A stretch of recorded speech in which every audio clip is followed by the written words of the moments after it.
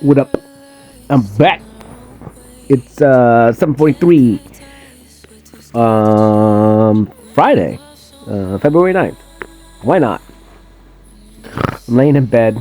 I've been getting home and then like I turned my computers off. Like just no lights. Just lately, like this week, I've just been needing to like detox from everything and anything. I mean, rapidly throughout the day, whether I'm channeling something or speak whatever the things that come through me. It's very draining to say the least. The process of the amount of energy that runs through me throughout the day, the way my body changes, me clearing out trauma, old ideas, old mindsets, old realities, old worth issues, self-worth issues, images, fake understandings, projections, spiritual battles all day, every day against jealous, evil eyes, and bad intent from other people. So I just last night was fun, to say the least. I just literally laid in bed for hours. I don't know what time I went to sleep, but I just think about this, think about that, think about everything, all possibilities, my past ideas. And I was like, how do I just be? I talked to somebody the other day. We was at the park, whatever, and then we were just talking, and like kind of by the end of it, I was talking to her, and I was just like, like I'm not, like I need to exist with somebody. I need to play with somebody. Like I think of the very initial understanding for me would be like the playground idea, like where it doesn't mean I don't help solve problems. It doesn't mean like my partner, I'm not, I am there for them. I'm here to help them heal their trauma, and they're here to help me, right? Heal this relationship bullshit, stuff of the past. Like that's literally what this is. But at the same time, like I want to play. I want to play with them as they play with me. Like I just want to experience life. I don't want to always be doing what it is that I'm doing, like healing from the past, because in that capacity, it's like I'm technically not living to the full capacity of me, because I'm stuck in the past, like healing the scars and wounds of that. And she was like, "Well, you want a romantic relationship?" And I was like, "Well, I guess I don't know. I guess that's what it's fucking called." Because like all the other relationships, they're just I wouldn't even consider them names. Like, and I told her, I was like, I'm your dad, I'm your mom. Like those are my relationships in this world. It's like I'm your parent. I parent all of these human beings, and I'm sitting there, I'm listening, I'm letting you speak, I'm making you feel safe enough to open your mouth, or to cry in front of me. And I mean, in one right, the way that I do things, people can assume. Once you feel it and once you understand what it is that I do, I literally have to let you fucking cry in front of me. I can't touch you. I can't wipe away your tears, because in that concept, now my partner, that's different, but that's a little bit different. That's a totally different relationship, right? That's a totally different dynamic, because I'm not their mom and I'm not their dad. I am their partner. Two separate concepts. So I treat everything differently. So like in that notion, I would, I'm trying to get this point across too, is like the way that I treat, and I've talked about this since the beginning of the time, is like the way that I treat everybody else is one way, and then I get to treat one person completely different. I get to be there for one person completely different. They get to know me completely different than everyone else gets to know me. And in that understanding, maybe I look vulnerable, maybe look like I'm connected, and I am. I'm connected to everyone in one specific way, the best way for them and the best way for me. But it's like, then what I've always been searching for, and why I don't run around touching people, why I don't freaking just hug everyone that exists, why I'm not a lot of things with everyone, because it's like that's not for them. That's not for them. That's not for them. That is for one human being. And like when I perceive and watch other people and the way they interact, and they learn different things in different ways, but like for me, it's like, what do I have to give to somebody? From a little age, I've always thought of it this way. It's like, what do I have to give somebody? The only thing that I have to give to somebody that even fucking matters is me. It's me. Like all the rest of the stuff is technically not anything to be given. Like someone can give you money and all that stuff, and it does have ties, it does have energy, but at the end of the day, it's just money. And I just don't perceive it as that crazy amount of something, because to me it's like, if you give me your time, attention, and focus, that's everything. If you give me money, cool, I appreciate it, I'll use it, but it's like I'd rather sit with nothing in your presence and have your full time, attention, and focus. We could be poor as shit together, we could live in a trailer, like live underneath the bridge down by the river. Like I'd rather do that and have love with nothing than have everything and not have love, not have honesty, not have trust, not have companionship. That's just me. And so like, not having a battle buddy, not knowing you got my back, not knowing that you need to be honest to me, go call it like it is, and understand that, yeah, it may hurt my feelings a little bit, but you being honest to me is honest. That's real. That's love. You lying, that's not. So I just choose what it is that I do, and that's why I do the things that I do, and I try and be as honest as possible, because that is love. Does it hurt? Does it leave me lonely? Does it leave me alone? Sure, because most people can't handle that. People don't want you to be honest to them because it fucking hurts, And it is what it is, and there's an idea with that too. So I battle it a lot.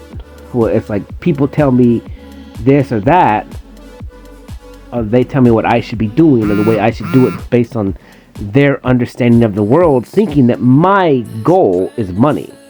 It's like, that is not my goal at all. Like, that's not cool. It's a goal to have, but it's like, that's never been my goal. That's never really ever gonna be my number one priority or goal. There's many things in front of that always, because at the end of the day, like, money is just a byproduct. It's an energy, and it doesn't prove or disprove anything. Money comes and money goes, but like love, honesty, truth is forever. And I'll deal in commerce with that before I ever even care about exchange of money. Like I said, money comes and money goes. Like, you burn through it, like it's on fire, so like it doesn't matter, and then you got to go get more and more and more and more and more. So it's just it's a box to keep you in. It's a trap, it's a tie, it's a chain.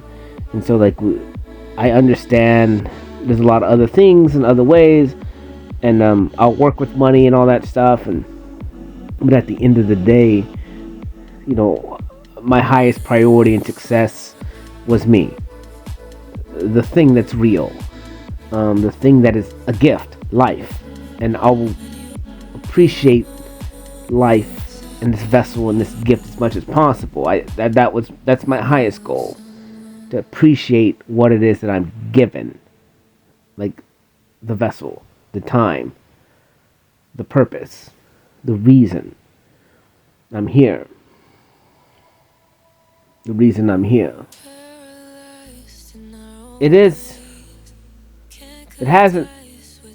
Definitely hasn't been easy.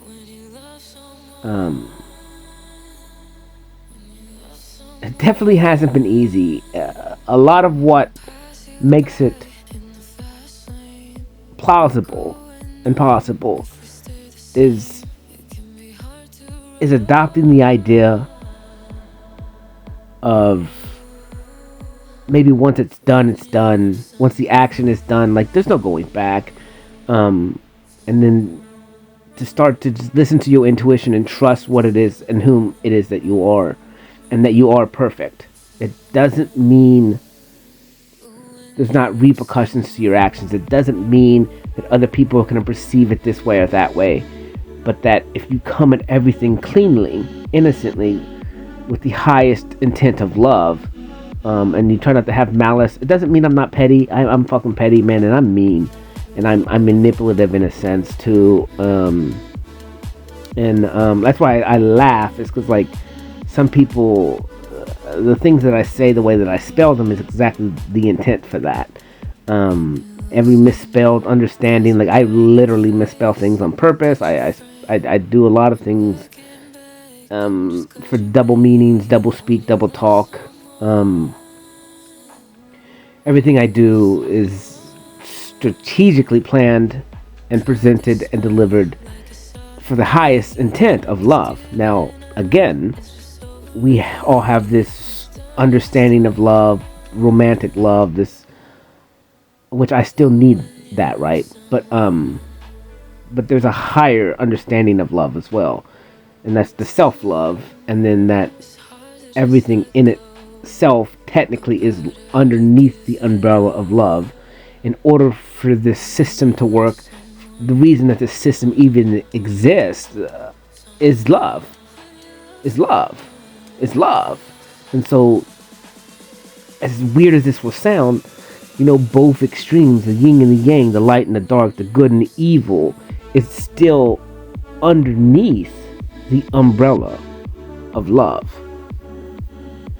And so the existence of is love. You know, like if evil didn't exist, I mean, I guess there's a reality when there is a reality when we didn't have to have that.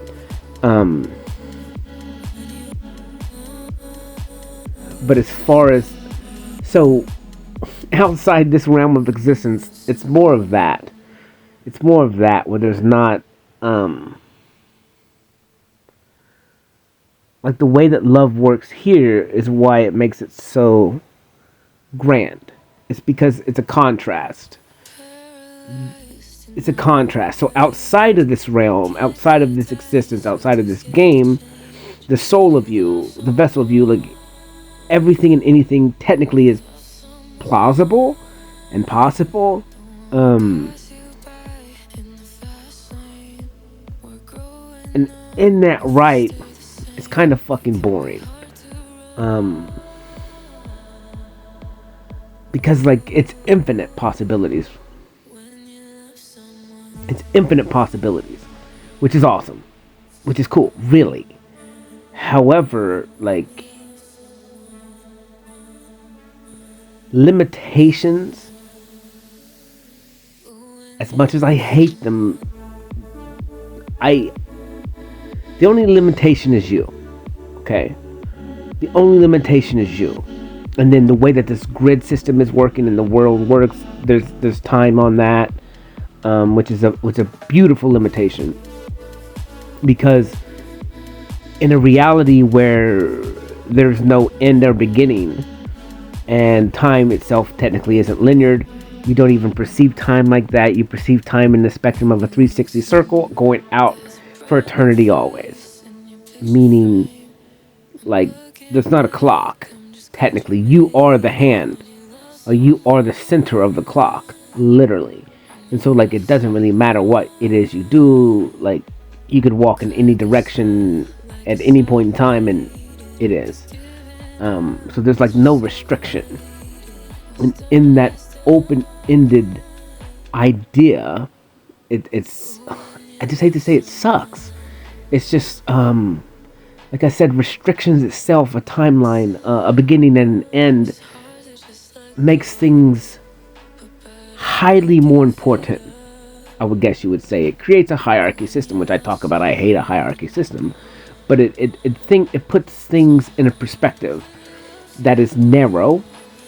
But in the narrowness of that perception, it brings out great joy, like seasons. You know, if it was 70 and sunny all the time and it never rained, like that shit sucks. You know, the consistency of no change sucks. It's the comfortably numb idea. Again, can you do it forever? Yes. But is there real highs in that? No. Is there real joy in that? No, you are comfortably fucking numb. Yeah, it's plausible. Yeah, it's possible, but you lose life in that. You lose everything else in that. You lose excitement. You lose joy, and it's because you lose the opposite of it. Yeah, can you do this forever? Sure, but there's no life in it. You're a fucking zombie, and you're just going through the motions, and then that's where even in the concept of sex itself, it's not even that good. Like, and then you it's okay, but then once you have sex with someone 2 seconds or 2 times, then you need another partner because you just got bored, because you don't even know how to appreciate anything. There's no real bond there. You guys aren't doing things. You're not on the same page. You're not manifesting. Your minds aren't interlinked. Your energy isn't interlinked. It's actually a battle. That's where this animalistic idea comes from, where it's a different concept when you guys are on the same wavelength, when you guys have the same goals, and you guys can manifest together, and you can use the art of sex to create and get on one page and create something special. Merge to infinity and beyond. So, you are worshiping the other one and they're worshiping you to the max capacity of that. You're living to the max capacity in the moment of time that is, stamped in this moment of time for all of eternity, and the energy from that is always. And then when you can start to walk hand in hand with your partner, with a real partner, with one who's on the same page as you, and your energy is connected, your minds are connected, you guys are one energy at that point in time, no matter how vastly far away that you guys think that you are. Once you guys get on the same vibration, the vibration of you expands all space and time itself, and so it can never be broken. It can only be broken from you, but once you make that vibration change, it's almost damn near impossible to deviate from it.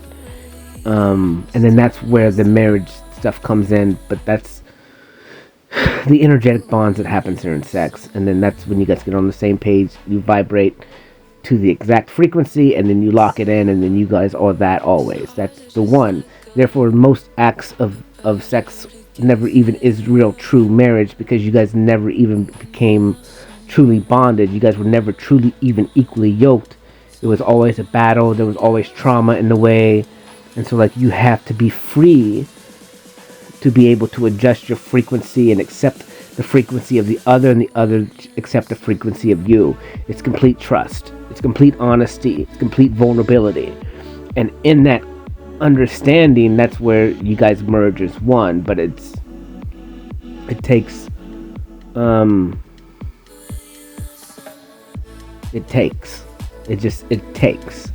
and that's where it takes full fucking surrender from both parties to merge that way. And I think it's a lot, man, because it's scary, I guess. But like I said, the greatest things in life are scary, and you have no choice but to make them at some point, because once you even taste any understanding of that, there's no other way. That's the point. That's where you're not gonna cheat on that person. You're not gonna look at another woman. You're not gonna look at another man. Once that bond is made, that is a bond forever. But it took a lot to get there, and then you understand and you can appreciate the bond, because you can look at the past and go, oh, all that other shit fell short to the glory of the Creator, to the glory of God, because that is what that connection and bond truly is. It's the highest connection, and whatever you want to call it, the highest creation, the highest God, that is it. It is that same vibration, and it takes two to make that. It's a union. It's a split before, and then once you're unioned back together, then it becomes one. And that's where everything is supposed to be. But it has nothing to do with man. It has nothing to do with government. It has nothing to do with any of that external bullshit that puts you into another contract with other entities, corporations, and all this other bullshit of men. So Um, it's it's crazy. It's a lot of information, but I don't know. Like I said, you have to figure that shit out for yourself first, because I have to be at the highest potential of me. I have to be vibrating so high that I can even bring my partner into that, or bring somebody into that with me. And then I have to have, again, submissiveness from her, and I have to be submissive to her as well. So it's equal, and that's where it's like this idea of a hierarchy between a husband and a wife, or a man and a woman. It doesn't necessarily make sense. It's not really real. Now, am I in a male vessel? Yes, but at the end of the day,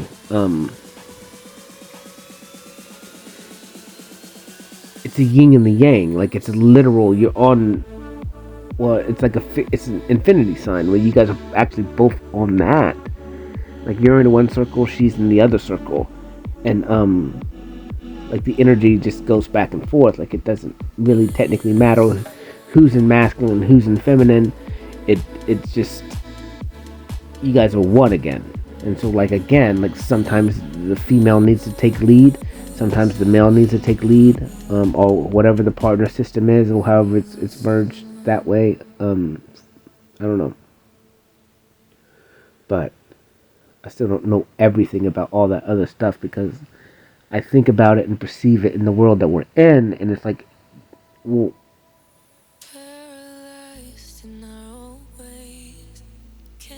in the 5D, procreation isn't technically a thing. It's energetic. It's an energetic creation process with energy. In the 3D, we have this kind of creation.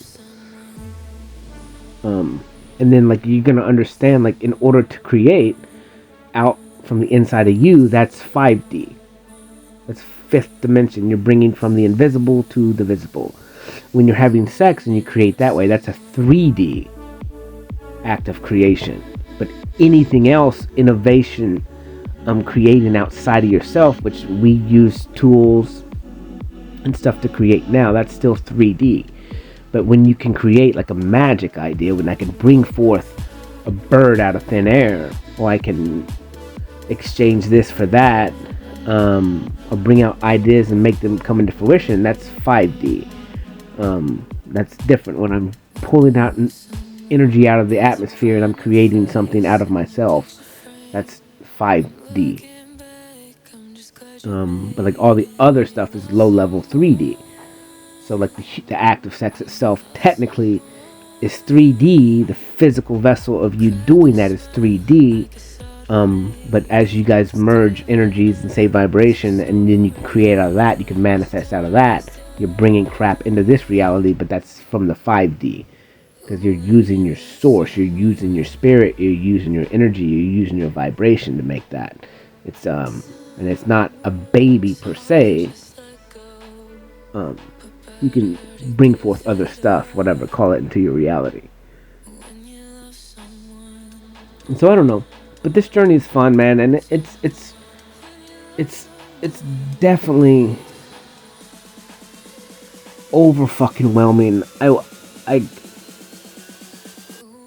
if people could understand, like, where I'm at in life and the way that I'm doing things, like, it's not easy. You don't understand the amount of, number one, energy it takes to do this. You don't understand the amount of, like, physical stability in yourself. It's easy to get lost. It's easy to question. It's easy, actually, to spiral back down into the old ideas of you. It's easy to step back into the reality of external influences, external ways of things, the money system. I'm not good enough. I don't have this. I don't have that materialistic stuff. It's easy to fall back into those traps of comparing.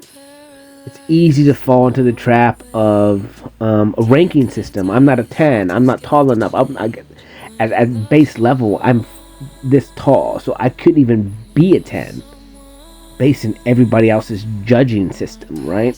Like I'm not even born here in America to even be a 10. Maybe in my country where I was from, maybe I'm tall enough. Maybe I'm tall. Maybe I'm a giant compared to the people from my country. And so then I would be a 10 in my country, but here in America, I'm a 6 already. Just I could never max over a 6 because I'm not even tall enough, right? Based on this. But then you look at things, it's like, why do you need somebody tall? That's all kinds of bullshit. That's insecurities in each other's people.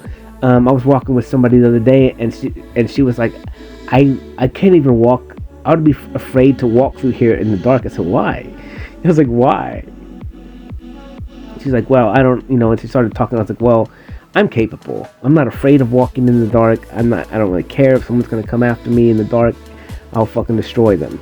Like, it is what it is. I'm capable enough in myself. And then she switched over and goes, you know what? I am. I'm pretty tough. And I was like, yeah.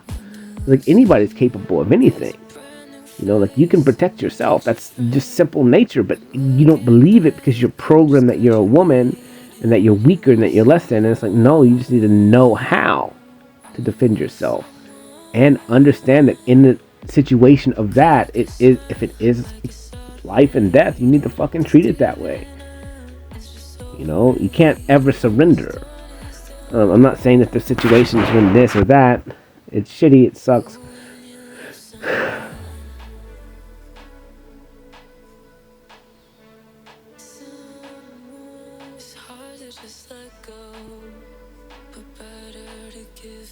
But I hate that even exists in this world. That's just a shitty thing. That people just overpower and take and control because inadequacies in themselves or just evil desires and of themselves. And it's just evil. I don't want any part of that stuff. But I can't talk and fix about everything, Like, it is life. And it sucks and it's embarrassing as a human race that we are so disgusting in nature. And ugh.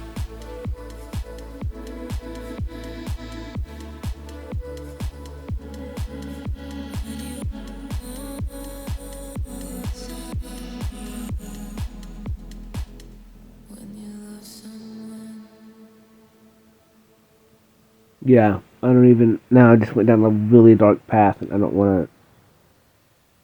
Cause I'm trying to like find a lesson in it. And honestly, man, sometimes in life,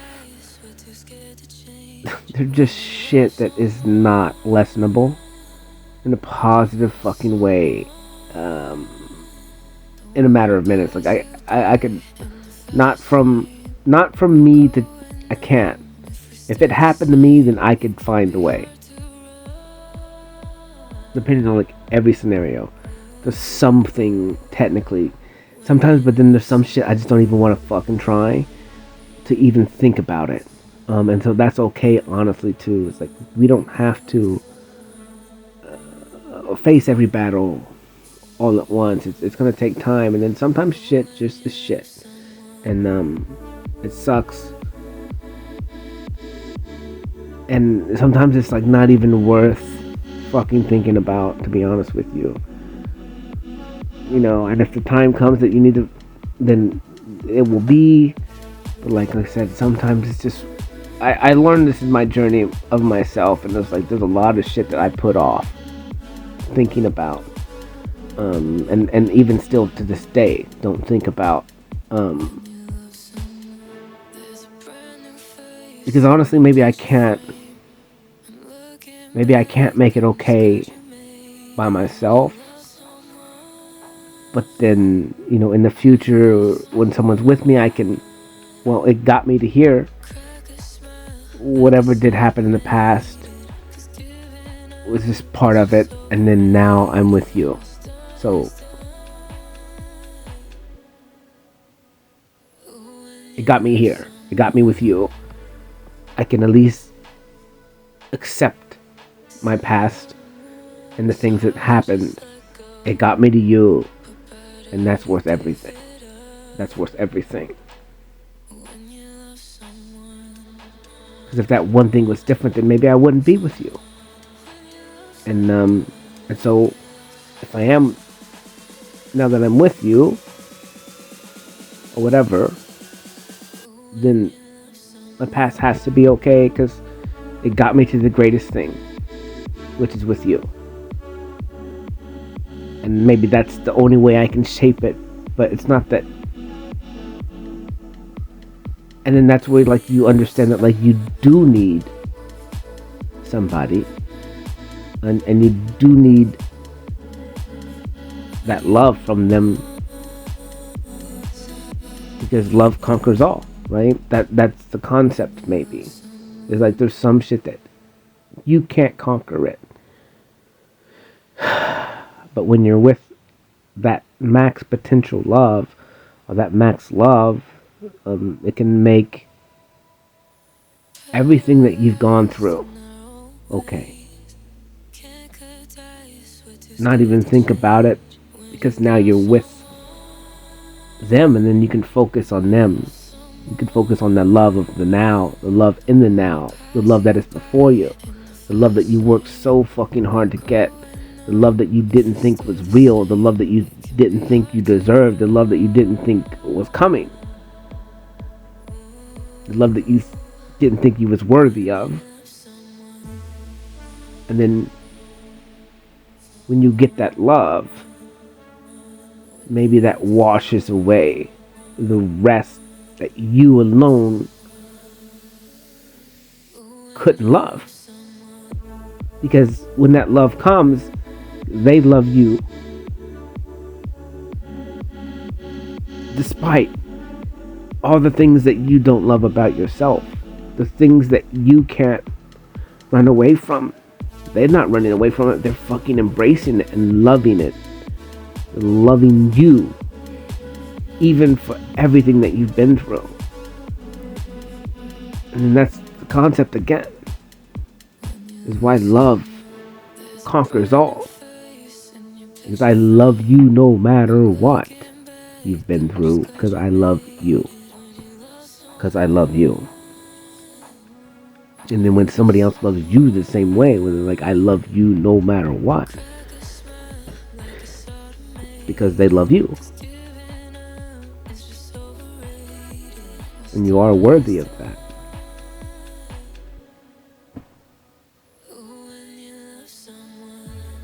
It's fucking fire. Like I'm telling you, like love is the greatest thing in the world, and through this battle, it's not that I've ever lost. When I really started to love myself, I still felt unworthy. I got checked a lot. I insecure for sure. I didn't think I had anything to provide, based on the worldly standards and understandings of this and that, in society. I didn't have this, I didn't have that, but it's like from my perspective, it's like, dude, I fucking sacrificed all worldly things for me.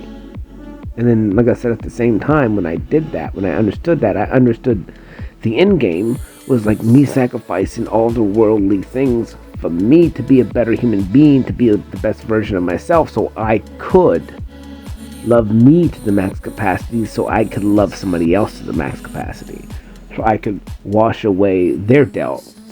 But I had to make myself worthy enough to where that when they looked at me that way, that the love that I gave them, they understood the gratitude, not gratitude, the gravity of the way that I love, and then that if the love that I'm giving you is the highest love that's ever existed in the planet, and it will bring their worth up, because I'm not going to give that love to everyone. I am only going to give that love to one person.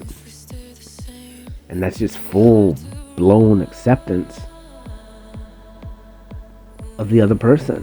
That I love them no matter what they've gone through. No matter who that they think that they are. I love them for them. Completely, all of them. Because I love myself for all of me. And everything that I do. And that, like, I don't care what anybody else thinks of me or perceives of me, or the things that I've done. I know I've done dark things. I know I've made many mistakes. I know I've did this and I've done that, and but it's all perfect. It's all been perfect. I'm not saying perfect doesn't have repercussions. It does. I'm not saying that perfect means that everyone perceives it as good or right or true. But from me and my creator, and me and my judgments from judges that are worth judging, and then that's not humans. Everything I've done is so. And then I've had to forgive myself for things that I knew hurt other people or hurt myself. And in all reality, at the end of the day, you get to the point and you understand everything is still fucking perfect. Because you're here now. And everything from the past technically is done. Even in one right, isn't even real. Like, really.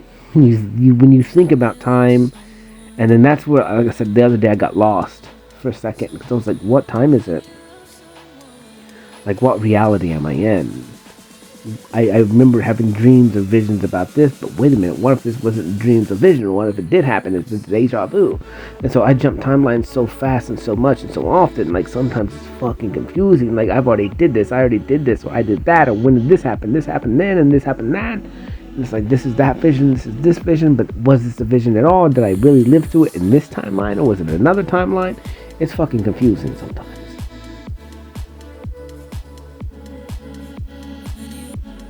And then you just look, and then you're like, dude, I'm back just now.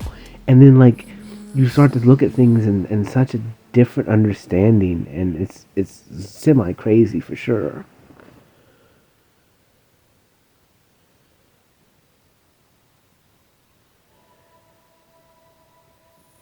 Paralyzed in our own ways, can't cut ties, we're too scared to change. When you love someone,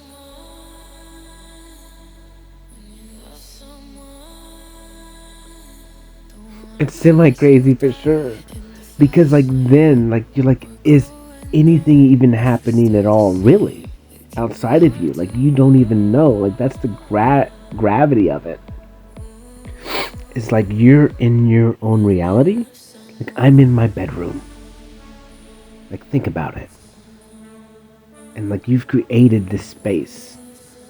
And then, like, so other people aren't even rendered in here, right?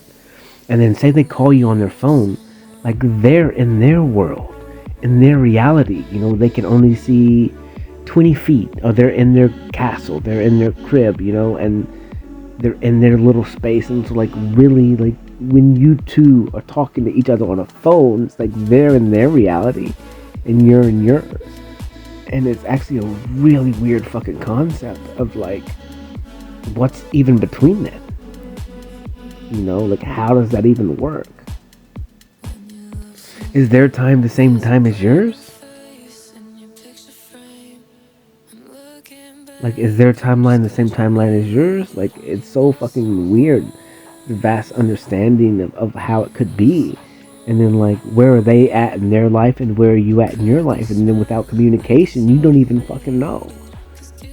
You know, and then that's kind of why I've done the things that I've done, and the way that I do them, the way that I post them, is because then I'm, like, sharing to other people, and mostly just for one other person, to let them know, like, this is where I am at.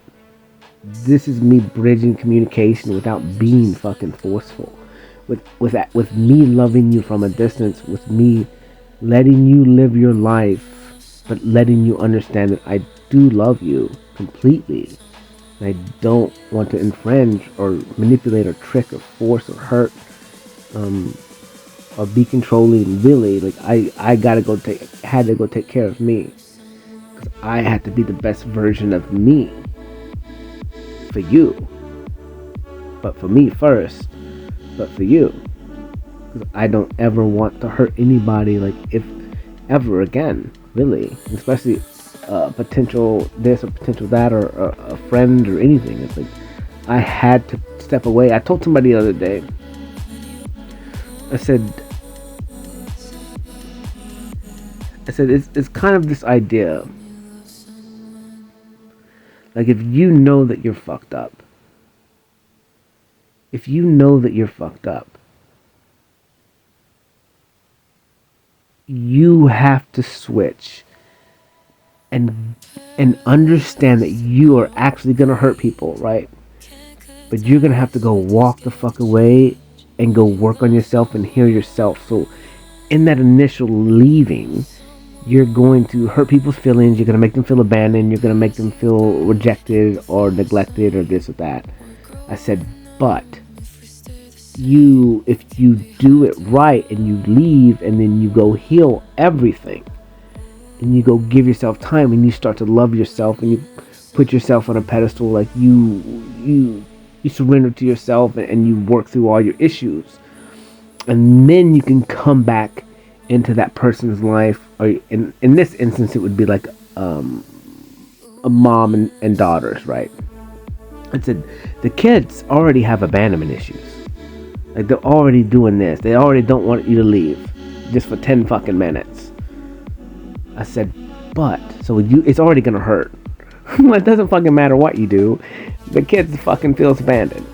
Like, so at least if you go heal yourself, the kid's already gonna feel abandoned every time you leave. Every time you walk out the door, the fucking kid's going crazy. They're thinking that they're not worthy, that you're never coming back. So, like, the kid's already fucking abandoned. So you have to walk away and do the wise, mature thing and go, well, I have to go take care of myself. The kid's already going to feel abandoned. It sucks. There's nothing I can do about it. Because if I stay, then I'm neglecting myself. And I'm not getting better. I'm not loving myself. So I said, at some point, you're going to have to just fucking go do shit for yourself. Because the kid's already crying no matter what. And it sounds shitty. But I see no other way around it. And so go, and that's what I've done. I went and worked on myself for a fucking year. And real hardcore. I fixed fucking everything. And then now I can come back and I'm healed and I never have to leave again. And in time, the little kid will understand that it was for the better thing. And then the kid's going to mirror you, as like a mom or as a partner. Now the kid can look and go, oh, now I see. You went to go fix yourself. You healed yourself. And I'm the one who had the abandonment wound. I'm the one who thought I wasn't good enough. So me reacting to you leaving or me doing this or doing that, like, it ultimately was my reaction to it when I should have supported you in the first place, or I should have communicated what I felt. Because how did I know I wasn't fucking supposed to leave, or you even felt that way?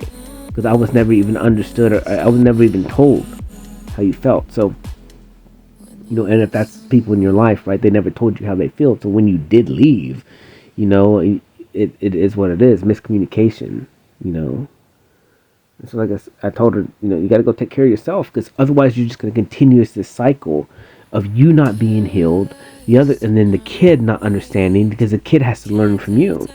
They're looking for guidance from you. And so if you're not healed, if you're not your best self, and I tell moms this all the time, like, you have to take care of yourself first. You have to be healed first, because your kids are going to mimic you. Your kids are going to react to you. And so if you're not strong mentally, they can't be strong mentally. And then so you're looking at the kid saying it's the kid who's not mentally strong. Kid's freaking out. You can't handle the kid. The kid's triggering you. It's like, well, you have to go, wait a minute. The kid's triggering me, so it's something in me that needs to be healed. And then once I heal it for myself, then I can help the kid heal through it.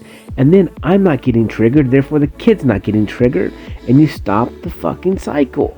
And so that's what I've had to do, is walking away from everyone and all these people, going at face value, I'm going to fix my triggers and learn how to react, and so I don't trigger other people. Or I don't get triggered by other people, therefore they can try their best to trigger me, and I show no emotion. I don't get triggered by them. They get zero reaction out of me. And in that idea, they're not going to get the attention from me that they seek, and then therefore they do physically have to change without even me speaking about it if they want my attention, or if they want to be like me, or if they want to whatever. And that's how it works, because then they start to mimic you.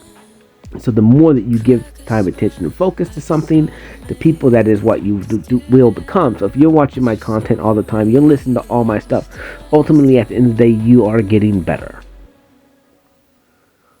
You're getting better because I'm getting better, and my content is showing a healed version of me.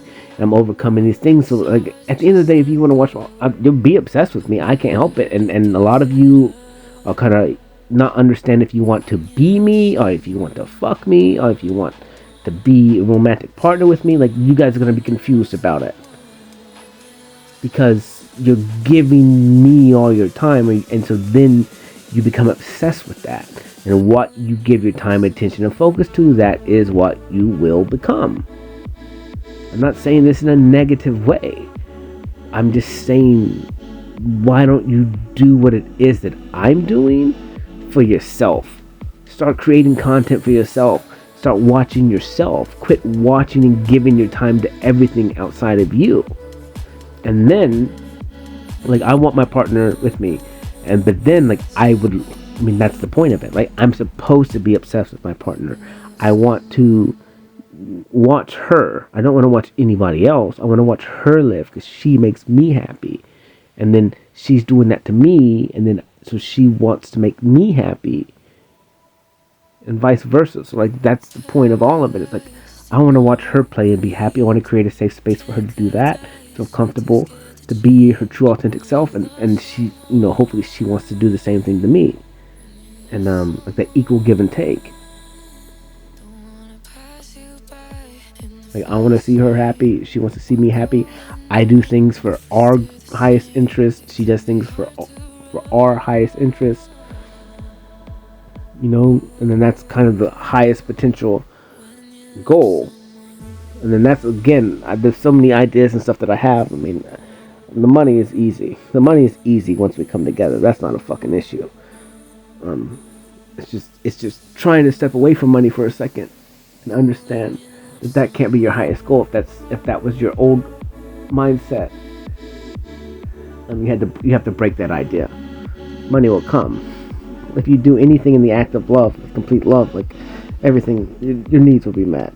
Everything, it will be awesome. And so therefore, I had to sacrifice money. I had to, like I said, easier for a poor man to get into heaven than it is for a rich one.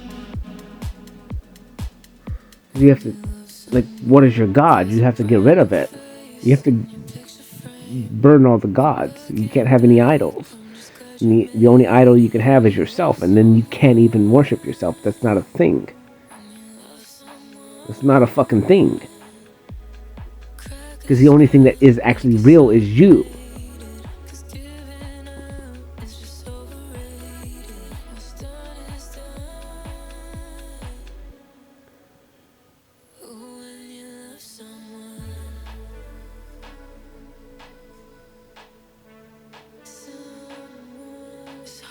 Just let go, but better to give it up. I'm thinking about that idea for a second, though.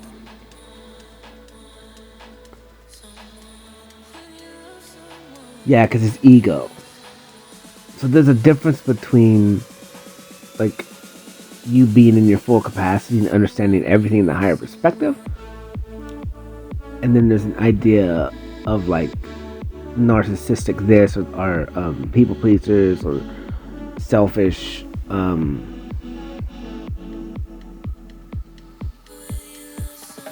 Man, it's so fucking confusing because in my realm of understanding, I don't perceive how you're a bastard to people,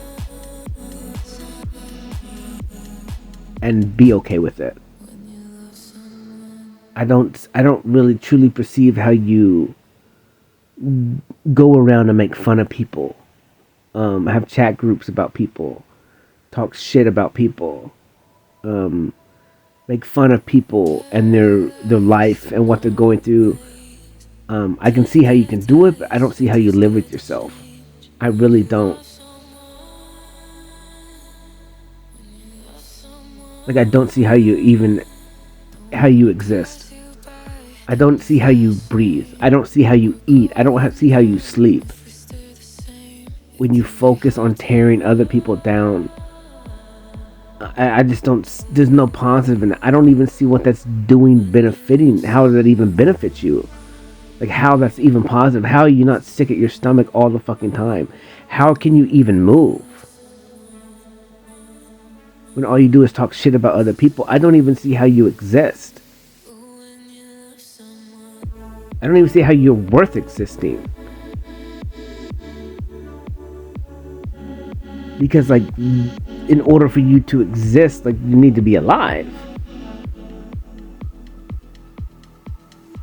So you work, yeah, taking from people, stealing from people, hating on people, spitting on people, talking shit about them behind their back, making up lies about people. I don't even know how you exist.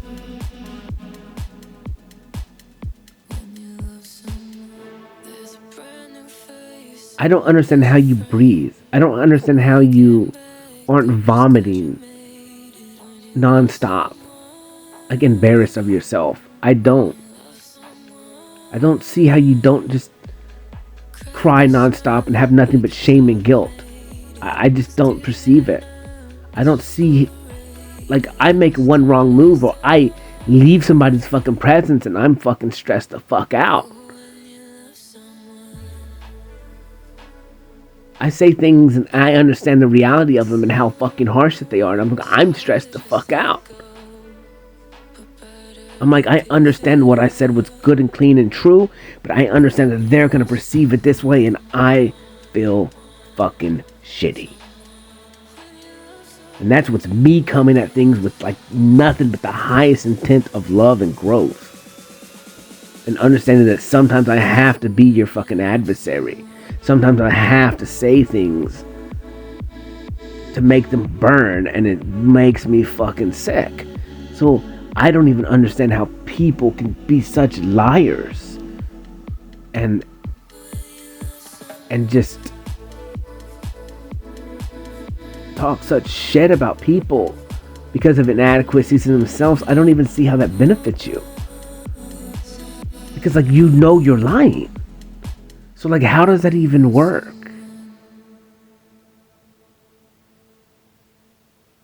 I don't get it. I don't even get how you lie about somebody else. Like, I try not to lie about anybody. Like, it doesn't even like make sense. I will say how I perceive.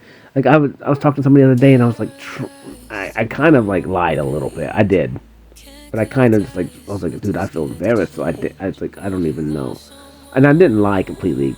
I was confused. Maybe that's what it is. Maybe it's confusion. And you make yourself, and that's how it works, I guess.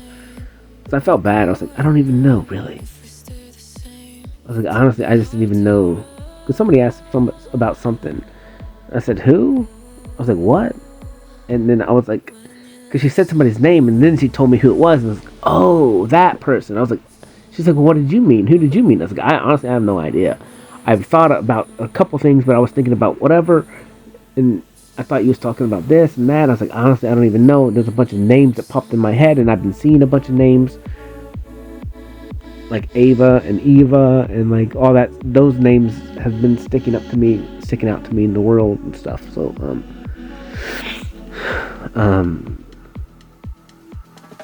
so I was just fucking confused, and it was kind of a lie-ish. It was like, I don't even know, to be honest with you. I was thinking about many different names at one point in time, and I was really confused, but and that was kind of like a lie-ish thing to me. I was just confused. And I felt bad, but I was like, I don't know. I feel like shit. I don't even want to answer this. And it's been a long time since I've had to even do that. Kind of like deniability. That's the first time ever. And I was like, dude, I felt so bad. I was so confused. That was like a miscommunication on me. And then it triggered me to like, I've been trying to get better with names. So bad, because like it was a protection mechanism in the past for me to not speak people's names. Like I don't, or use people's names, because then it keeps a distance between me and the person. And then I thought about it too. It's like I need to start using it, because it's kind of shitty to not use people's names. They need to be validated technically. People want to be validated, And something came up the other day too about that too. I need to validate people a little bit more, maybe even on their looks and attractiveness and stuff like that. And so I'm just trying to like break these cycles, right? And I feel shitty about it, but it's just like learning lesson. And it's like at the same time though, it's like I don't want to.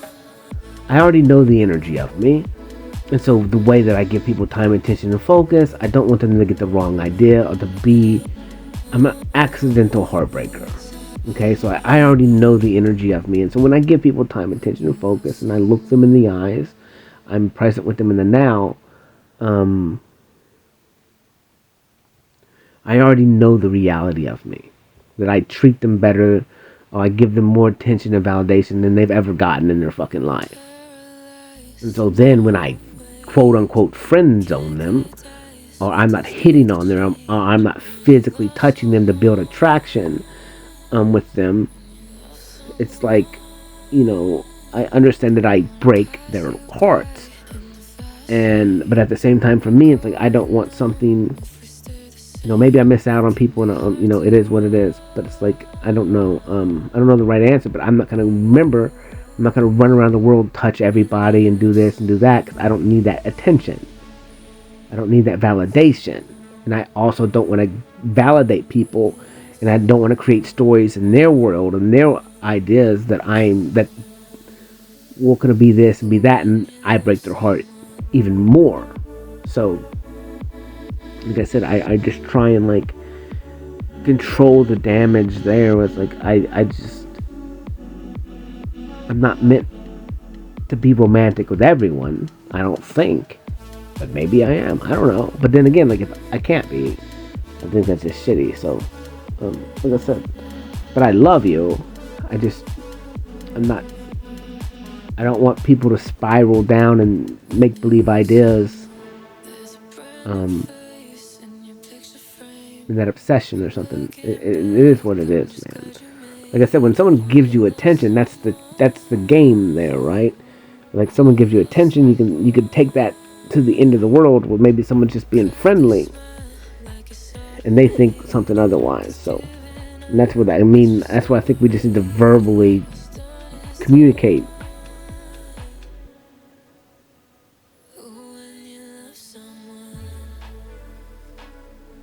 And then again, like I'm saying, that's why I only want one, and then I don't have to deal with it anymore. Like, there's no fucking... No. I'm with her. End of discussion. End of discussion. You guys don't have a fucking chance. I'm with her.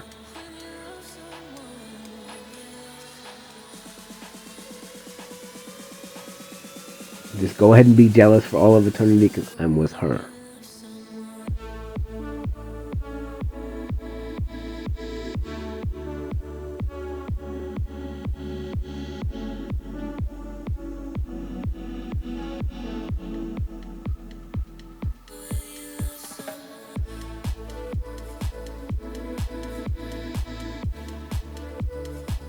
But yeah, like I'm really liking this moment.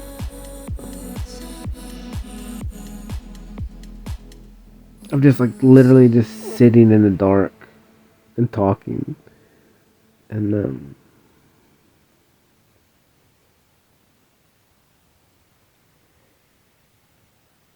like my ears do ring, kind of.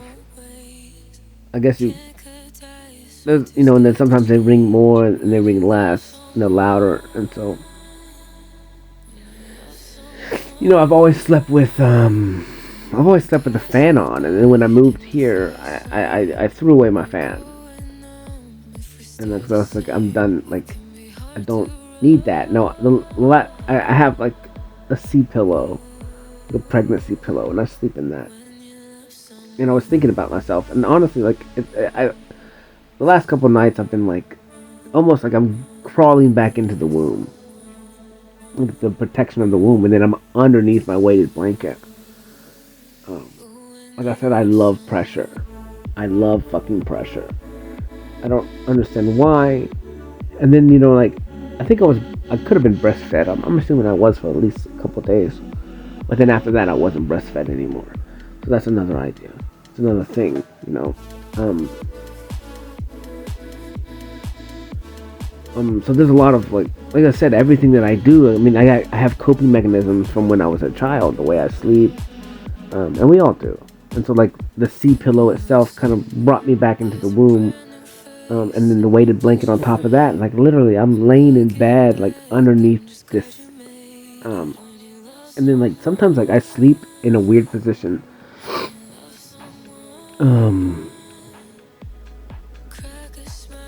Where I lift up my shoulders and I have to sleep with like my head up in the air. It's really weird, but like up on top of something. Like my shoulders are on top and I'm elevated, and it just feels so good. I don't know how to explain it, but then I'm underneath my weighted blanket and stuff. Like I don't know. I don't know. Like I said, when I started my journey, like, and I started rowing, like I said, the first battle that I went through was like that. Like I literally remember like talking and just and rowing and just like reenacting coming through the fucking womb and like going through the first couple of days of my life and the scenarios, and like when I came through the womb, like understanding that there was these just nasty feelings, or these feelings, and then I got hoodwinked because then I got kept, and so it was the major contrast, the black and white, the two fucking extremes of like despair and this and then joy and happiness, and then boom, back to despair again. So like I relived and reenacted all that stuff again in my mind and in my reality, and it's so crazy, the ability of the imagination and the memory, and like and how you really kind of have to go back through your whole life again and just relive it and re-experience it. A lot of shit you don't want to fucking touch, a lot of stuff you don't want to mess with, and it's actually kind of hard to go back through all that because it took this many years of your life to get here. So you know, you don't have to go through it all again, but you can go through the major points. Like you don't have to go through all of them, but you just need to go through a lot of them to understand and just how to navigate to the higher self of you, which is like understanding that really in all instances, in all realities, it was a sim game where you like you're watching your character play, and like you only have feelings technically if you attach to those outcomes or to those feelings or to that scenario. There is a way that you can stand up high and you can just play the character of the game without being so fucking attached, and understand that it is just a game itself, and the experiences were just experiences themselves, as if you was in a video game. Is there excitement? Is there joy? Yes, but at the end of the day, you can learn to detach in a really weird way, and then you can choose what it is that you want to feel from each scenario. You know, like, what is it? Do I even need to accept it? Like, you can technically deny if you want to, but I would at least look at it first and then choose what the outcome of it was in that deniability. It happened this way, I'm going to deny it, or I'm going to understand I did take part of it. I ended up at that party. I ended up to drink that much stuff. I did it to myself, kind of, sort of. It doesn't mean it was okay. It doesn't mean the other person was didn't do something wrong, but it's like I know I have to deal with it. You know, I did take the steps and did play a part in this. So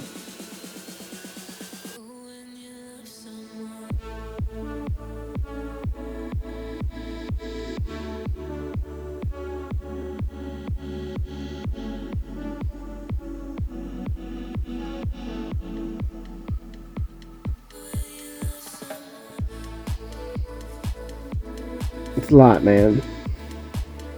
It's a lot, but it's easier, you know, because like right now I'm going through this scenario, I'm going through this talk, so it's bringing up scenarios, it's bringing up this, it's bringing up that, but like in the grand scheme of things, like nothing is that big, Everything can be overcame. And like the now overruns and rules everything. And so like,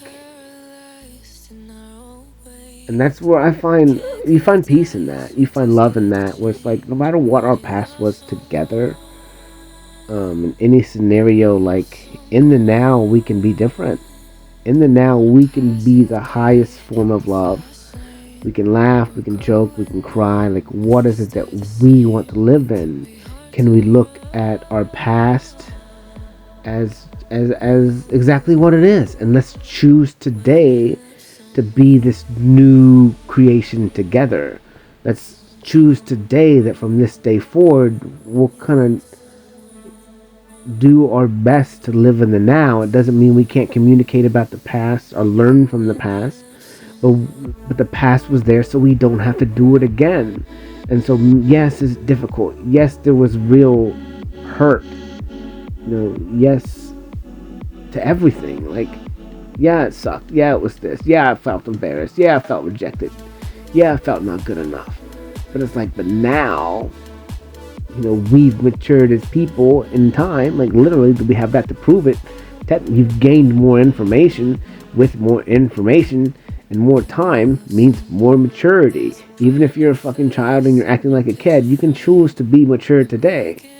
It's that quick. It's that easy. Let's be mature about this. Let's choose to speak and communicate to each other now like we've never spoke before. Let's just be honest. What is there to be afraid of? Like, you're only afraid because you don't act. Like, that's what afraid is.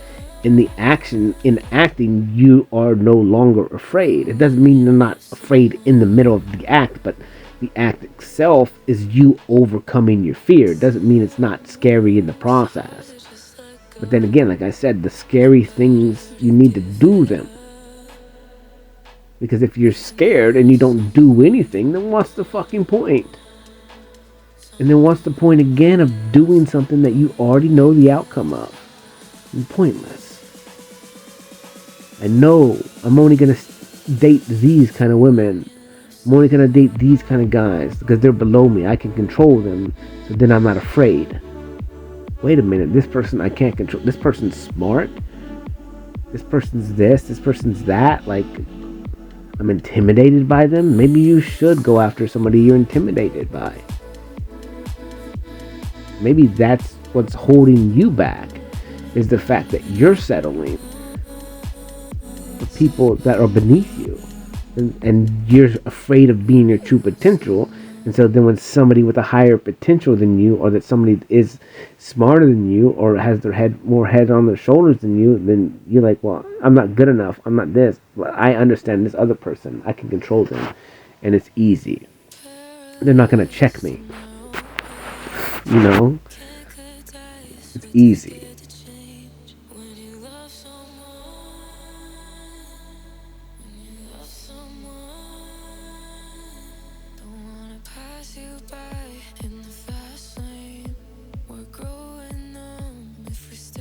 Maybe like you've been able to use, like, maybe if you're a woman, you've been able to use like your sexual qualities or your siren energies to call in men, to get them to chase you, to get them to buy you things, to get you to do all these things.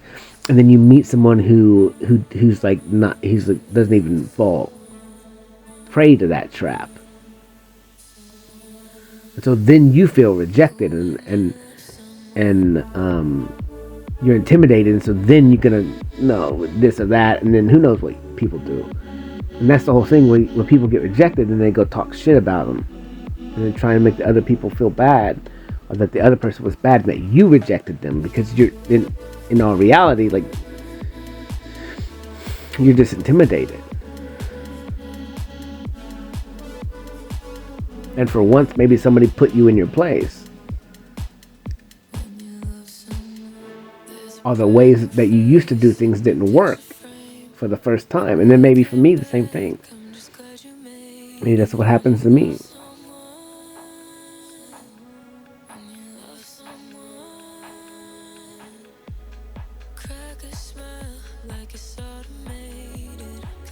And that's where it's like you just gotta learn and watch everything, and I don't know. But a lot of it for me is me finding myself. And this was, I needed to know my true potential, and that's the highest thing for me. And I knew when this journey started, I was like, I knew what I was gonna be, and I knew what I was being perceived as before. And I just always laughed at myself because I was like, y'all have no idea who I truly am. I was like, I do. I was like, but it's a progression for me to get there. I knew who I was a long, long, long fucking time ago. And when I started my journey, I knew who the fuck I was. Did I question it? Yes. Did I knew? But I knew. I knew day one. I knew the moment I asked my name. I knew I was divine. I knew I was divinity. I knew I was all these things. I knew that I was and is exactly who I am. And I knew the potential of me. I knew the power of me. I knew the path that I was going. I knew the outcome. And I knew it wasn't going to be easy. And the one right of me, I had doubt. I had a lot of doubt. I never foresaw this. I knew who I was, but I never knew what that entailed technically. I never gave myself time because I couldn't even believe it. Because I had 35 years of information and the world telling me I wasn't that thing. I was broken. I was wearing everybody else's mask that they gave me except mine. I was living everybody else's dream but mine. But I knew what I knew when I knew it. And I knew because I felt shitty about it. I felt bad. When I knew the acts that I did in the past, I was like, if you only knew. If you only knew, you would not deny me. If you only knew who I truly was, you wouldn't be treating me this way. If you only knew, I can't really speak up to who I am because the 3D itself around me doesn't look like that. There's nothing to prove. And there's no point in me talking or in even trying to prove that I am this other thing. Now, because if I was to speak of whom I am now, it looks like a lie. That's absolute craziness. Even though I know that I am, but it's a progression to get there. Because those things and who I am is not given to me. The things of who I am is earned and learned in this lifetime. In all lifetimes.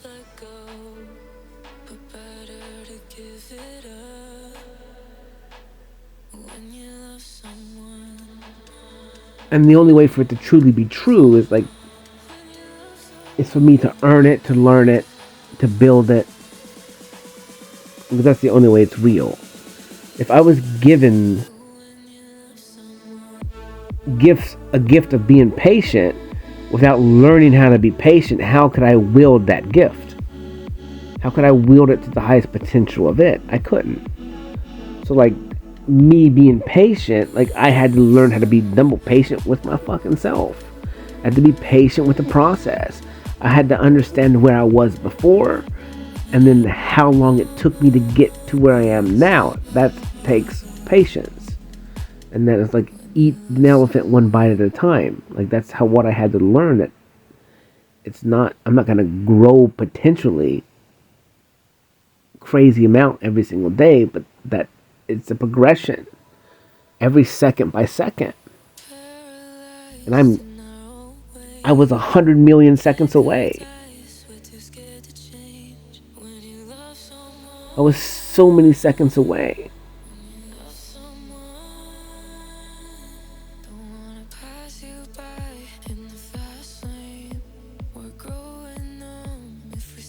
And I had to be patient in every fucking second. until now. If this was the time that I was thinking, that I had to be patient till. And then still, I still have to be patient until the morning. I still have to be patient for 2 more minutes. I still have to be patient until this. I still have to be patient until that. Like, patience is a virtue. Patience is just acceptance and appreciation in every second of every time, and understanding and appreciating every second, because every second gets you to the next one. And that every second of every time in existence is exactly what it is, everything. And when you have a second, you have life, you have opportunity.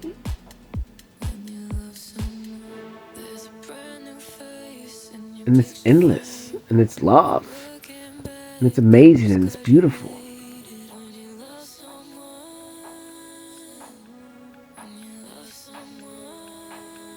And then when somebody's willing to give you 1 second of their time, and that's everything, because that's the only thing that they even have, really. And then that's why I deal with. That's why my worth is time. My worth is attention. My worth is focus. My worth is not energy and money.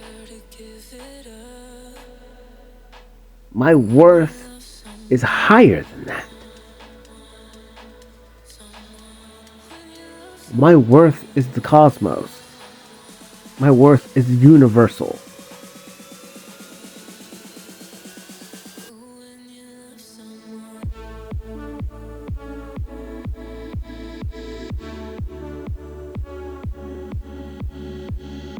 And so at no point in time am I going to give mean, jealous, weak, disgusting,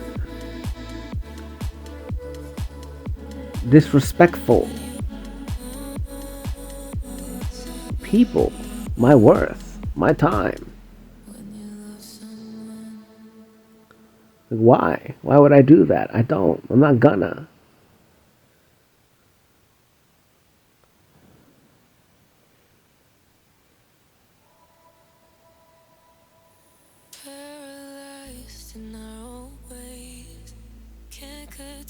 I'll still post shit on the time for them, because I love them. I'm not going to give them my real life time.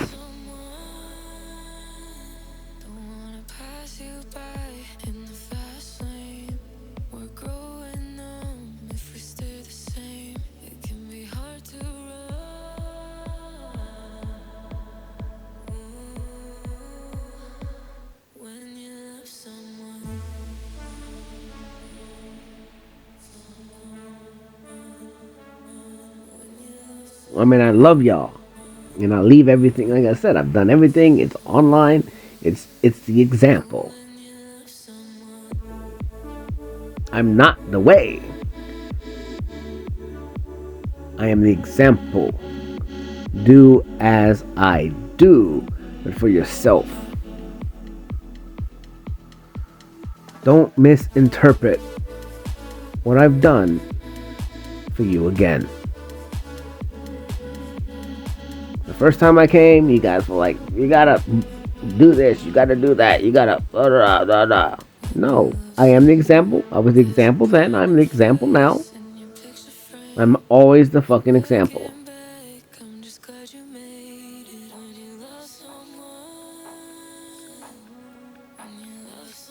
I'm not gonna do it for you. That's not how it was. That was your misinterpretation again. I did it for me. I didn't do it for you.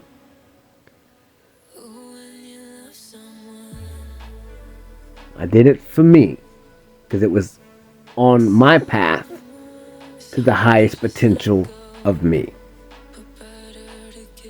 At the end of the day, everything I do in life is for me first, then my mirror, and then I'll let it trickle down on the rest of humanity.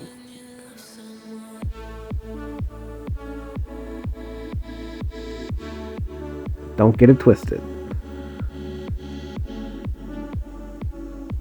I love you. But I love me more. It's only plausible. Because I'm the only one who can control me. I'm the only one that can truly, fully accept me as me. I'm the only one that acts for me.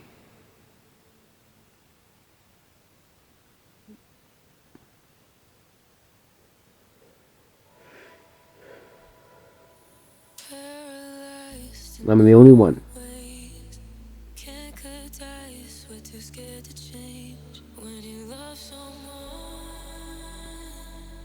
That could bring change for me.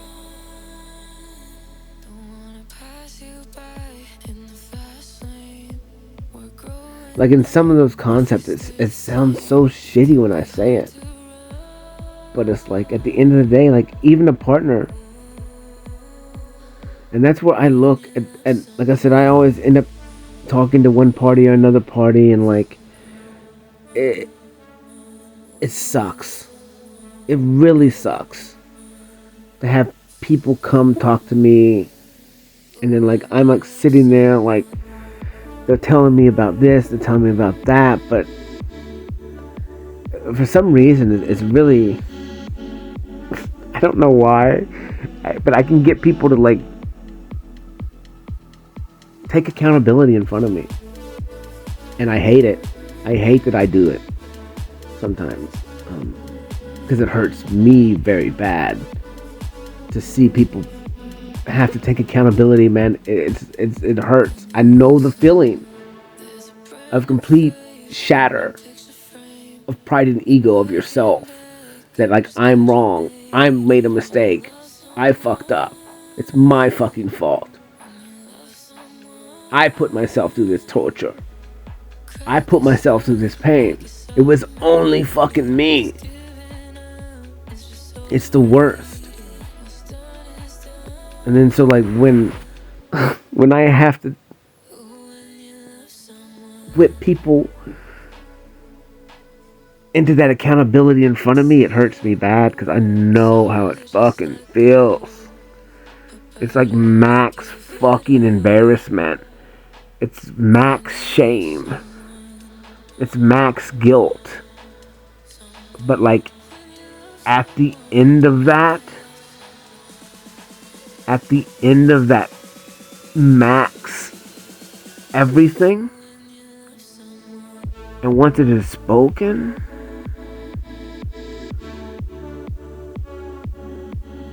it's fucking freedom. It's freedom.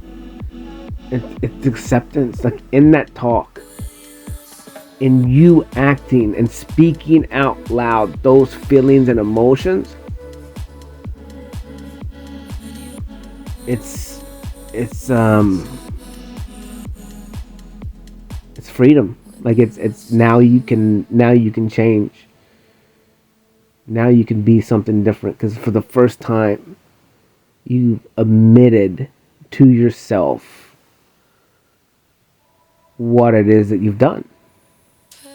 You took accountability for the first time for your actions, and you're not blaming it on anybody else.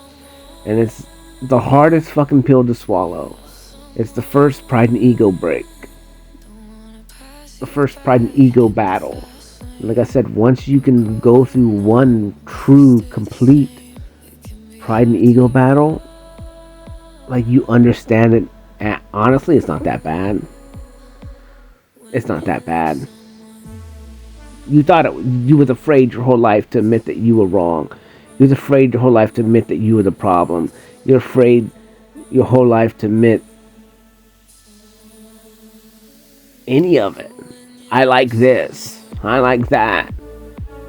I like to get drunk. I like to do this. I like to do that. I like to smoke. I like to fuck. I like to be abused.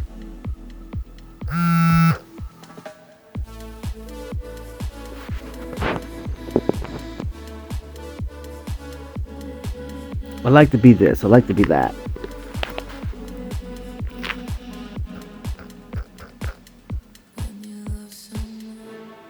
I like to be humiliated.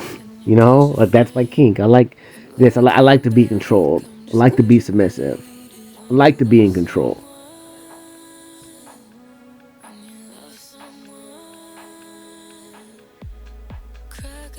I like to be appreciated. I like that a boy. I like that a girl. You know, I like good girl. I like praise. I need it. I want it. It turns me on. Like, once you can start to admit these things, that's when you gain the power from them, and then you can look at them, like I said, from a new perspective. Going, why is it that I like these things? Is it okay?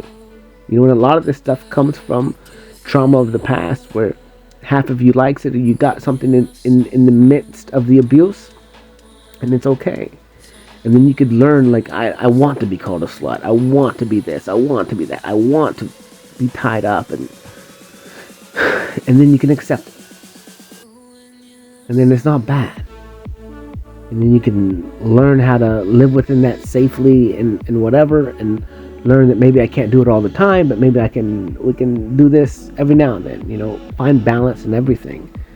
And it's okay. You know, you're a freak, I'm a freak, we're all freaks. We're in this nasty ass shit. It's okay. Everyone wants to role play. Everyone like has that stuff, and then you just have to accept it.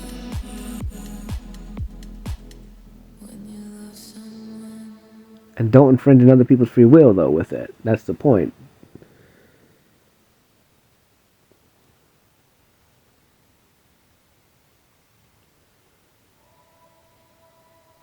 And then when you can find your partner, someone that you can be honest with about everything, and because some couples are like, we're honest about everything, we never lie. I'm like, you guys lie still.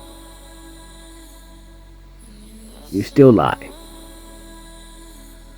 All your living is a lie. It's a fucking lie. It's almost like this. Think about a husband and a wife that are in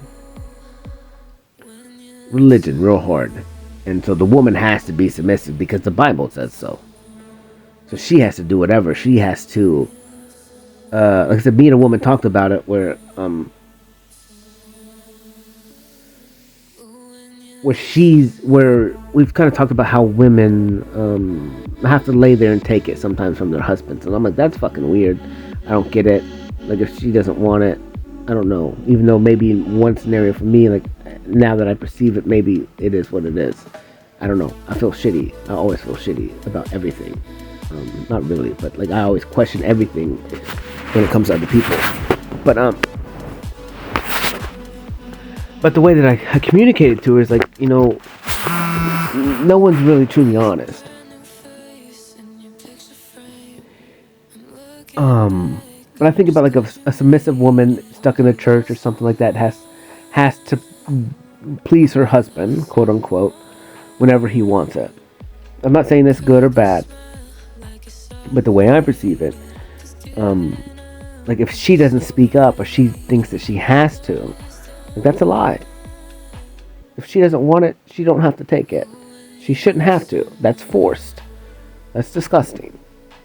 And so all these men in the Christian religion that are making their wives lay down for them, even when they don't want it, that is fucking disgusting, and you're a bad fucking human being. In the discussion. But my God says this, my Bible, that's the point. That's control. That's narcissistic. It's fucking horrible. And you will be judged for that.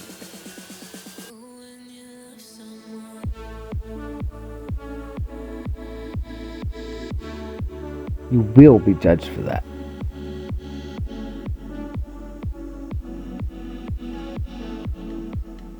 What's my duty as a wife? It's not your fucking duty to be uncomfortable.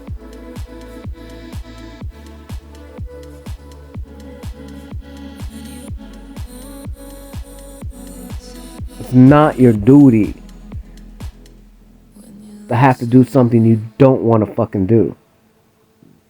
That's not your fucking duty.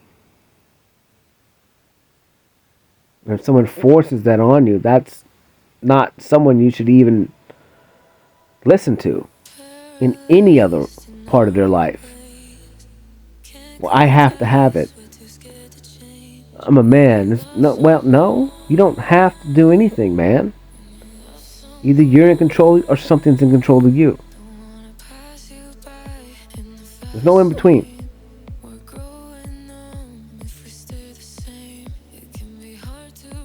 Well, I'm not this and I'm not that. Well,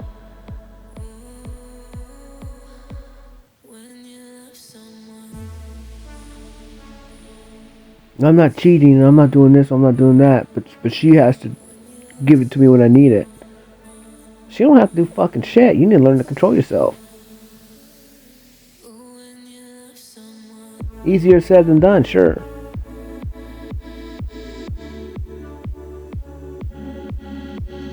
It was so weird, man.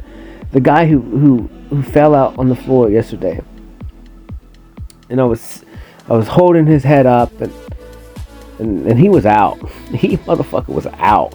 And then he started throwing up, and I just held him there, and then finally he started laughing, talking a little bit. His eyes. All I knew was I was exactly where I needed to be yesterday. And when you know, you know. I was supposed to be with this man yesterday, and I was.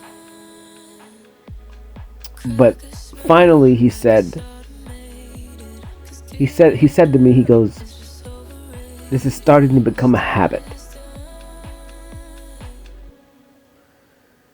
And I said, "It's just a habit. A habit's a habit." Like, that's all I said, and he just laughed. And it's kind of a lot of things that I say, you know. It's like, when you understand, but a habit's a habit until it's not. And in that concept, it's more so of like, why is it that you do what you do? It's not, this is a habit, this is a ritual, this is what I do, this is a coping mechanism. It's like, it is what it is until it's not. And it's a progression. And it's a healing. It's an understanding. It's a why. Why do I do what I do? It's not good. It's not bad. It's just fucking life.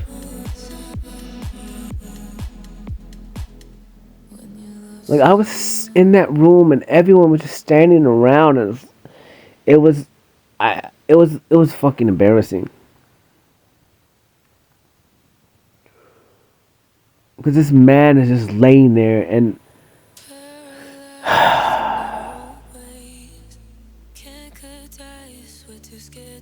everyone was looking at him, and I was just like, what the fuck? Like, this man is just laying on the fucking floor, and everyone is just staring and not doing anything. Another guy just literally fucking just slamming a fucking hamburger in his mouth, mustard all over his beard. And I'm just like, this is just, I want to throw up. I want to fucking vomit. Not because of this man's vomit in front of me. No. But because of everybody else in that room is disgusting to me.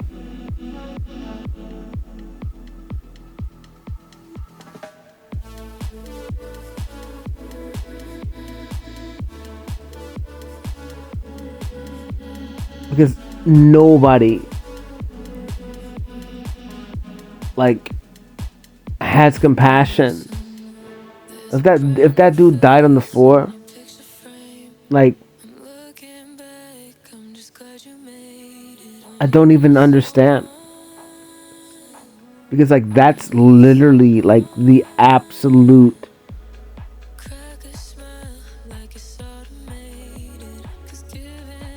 thing, like the absolute highest idea of time is at any point in time your time can be done, and then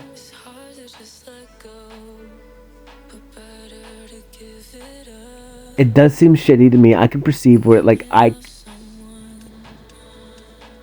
guess I could be looking at other people that way too, where everyone else technically is literally laying on the floor and I'm just walking around. But I always try and help in need, I guess. When they're in my presence, at least. I try and fucking help. I don't just fucking stand there. I don't shove a hamburger in my fucking mouth and just watch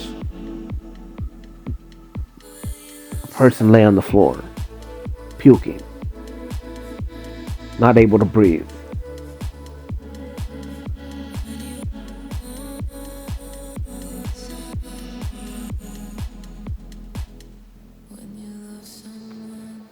I don't know, it's fucking confusing to me, man. It really hurt my soul.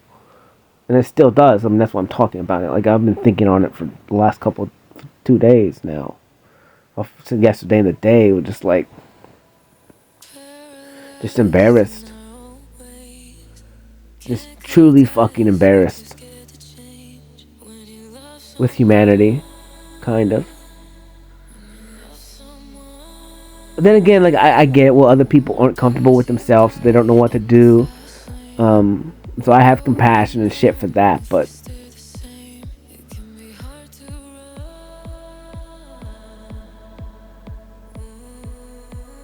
it's not even really about helping. It's about just being. Getting on the floor when there's another human being on the floor, so they're not on the fucking floor alone.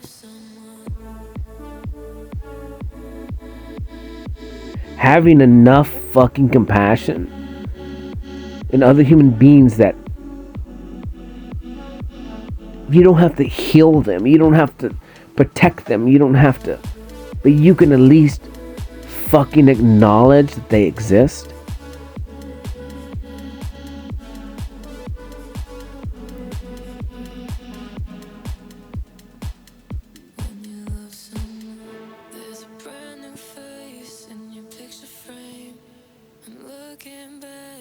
I guess.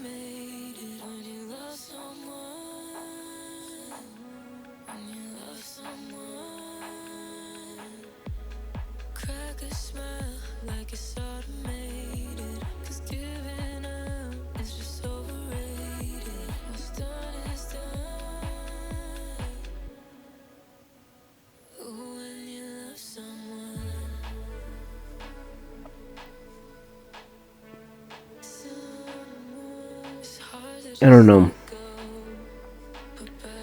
know. I mean, maybe I do a lot of wrong things, but yesterday was just like, fuck, man. I saw him just lying there. It's like, fuck, is no one gonna do anything? God.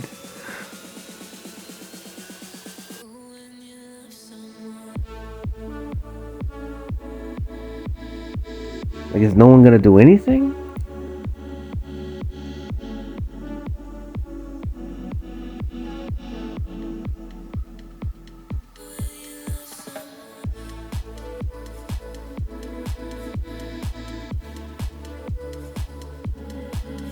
It's hard to have faith in humanity, you know? It truly is. And then that's where I can look at what it is that I'm doing and go, you know what? I'm fucking better. It'd be hard not to be fucking better.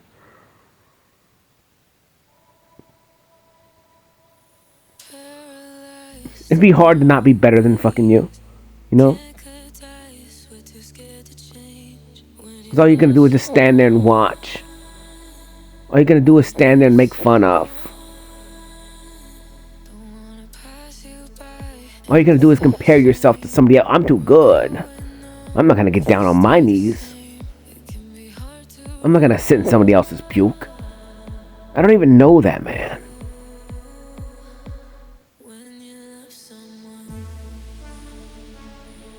I worked too hard for this. I'm not going to give him that. This is mine.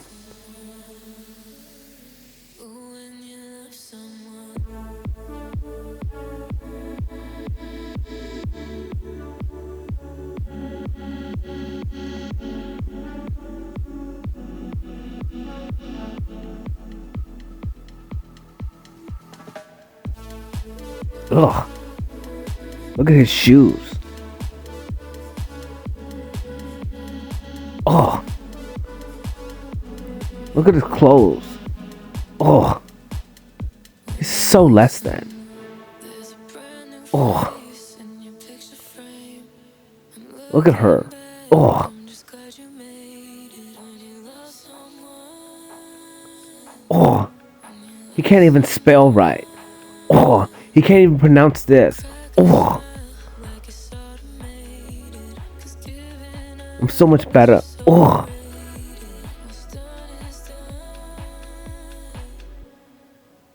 Oh, I know this. Oh, I know that.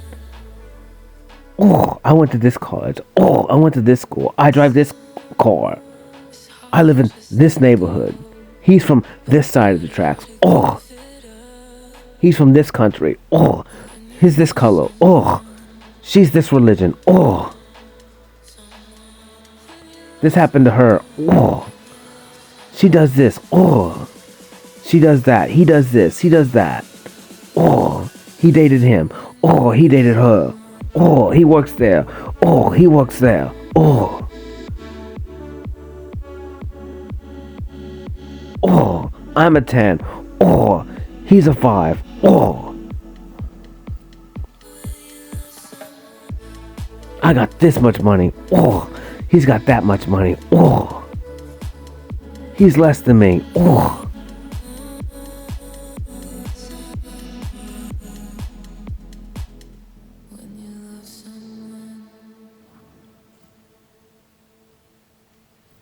Oh, they live on the street. Oh, they're asking for money. Oh, it's like, man, it's so fucking embarrassing. It's so fucking embarrassing, man.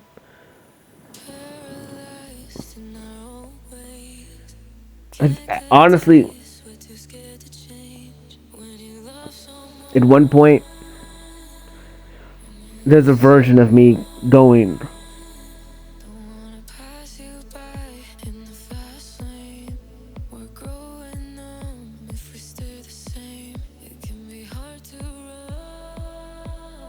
we don't help anybody.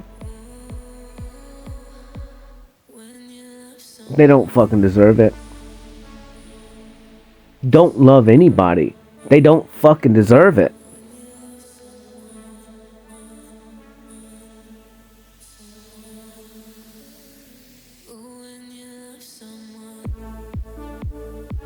Which in one right, that's not true. Like, that's an over justification. Because there's a lot of people that do deserve it. That would be shitty for me to just blanket say that. Because there's a lot of good fucking people.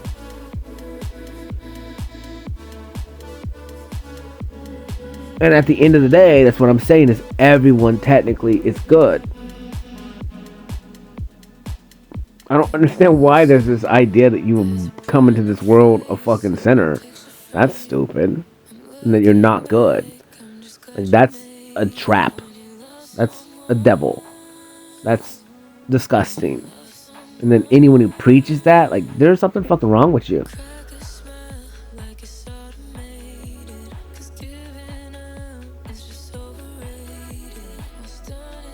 You're telling me a 4-year-old kid is evil?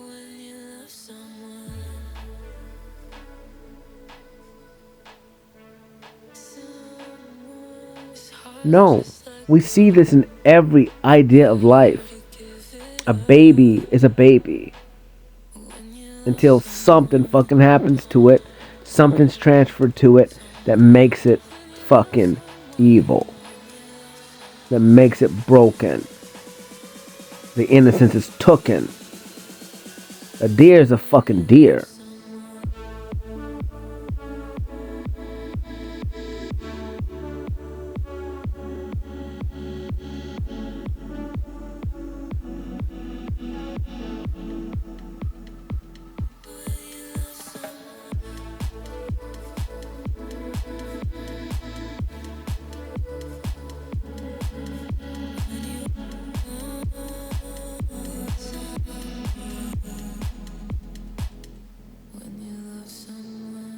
Like, you look at things where, like, if you never back me into the corner, I'm never gonna slap you in the fucking face.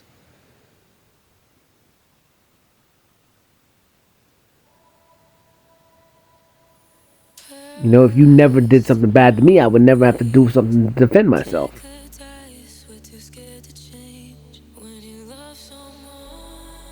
You never infringed on my free will, I would never have to fucking infringe on yours. If you never disrespect me, I would never have to fucking put you in your place.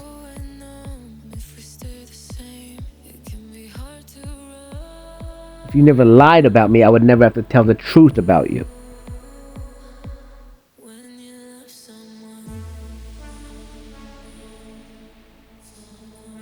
Very fucking simple.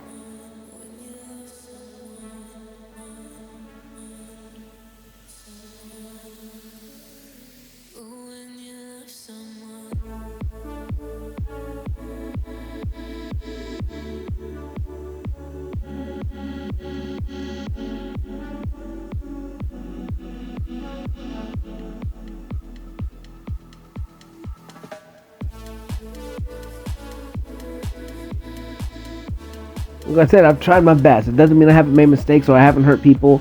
Like I said, I've never tried to intentionally hurt people.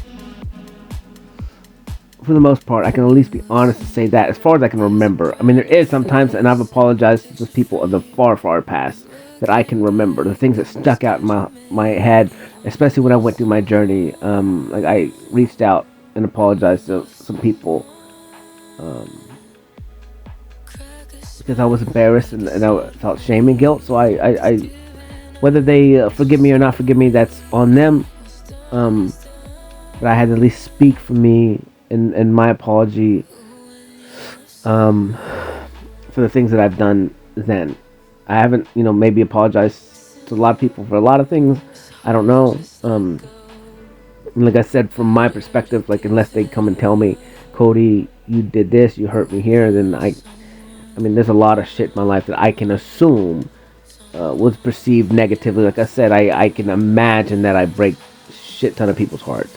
Or me rejecting them, quote unquote, me not sleeping with them, ended up in many women's houses, not sleeping with them. And so in that right, obviously, they're gonna assume that I'm rejecting them, right? And then as soon as I guess it's what they wanted from me and I didn't give it to them, then now I'm the bad guy. And then from that point on, the act of me, quote unquote, rejecting them because I didn't want to treat them like a piece of meat like everybody else, when I just wanted them to communicate and tell me what it is that they wanted, and not make me force myself on them,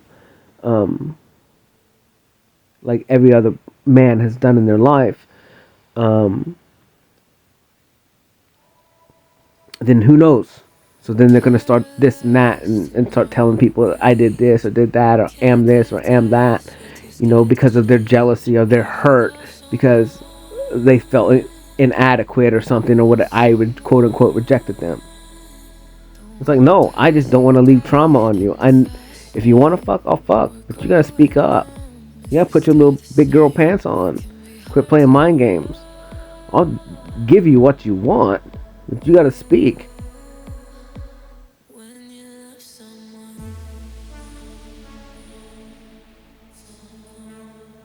Cause once you get this D, it's a hard thing to shake, girl. I'll go ahead and fucking tell you.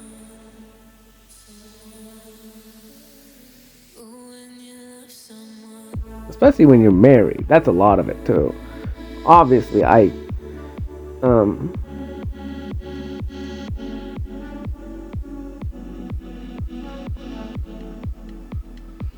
that's a whole different story too. And that's another thing. Like I end up with like people in relationships and shit, and then they don't tell me, and I'm like, what? Like, so you're playing the game here, and then I'm the bad guy. I'm like, you're the one who's doing it, not me. I'm not cheating on anybody.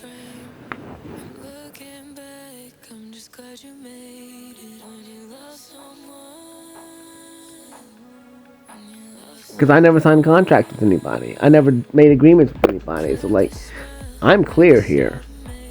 But the intent to deceive or not tell me that it is this or that, or then it is that, and then it's just weird to me, man. when you love someone. And rejection is protection. I hope you guys understand that concept. It's hard to just let go, but better to give it up when you love someone. And things are meant to be, and things of this, and things of that, and it is what it is. But like I said, it is embarrassing sometimes, and I do feel shitty. When you love someone.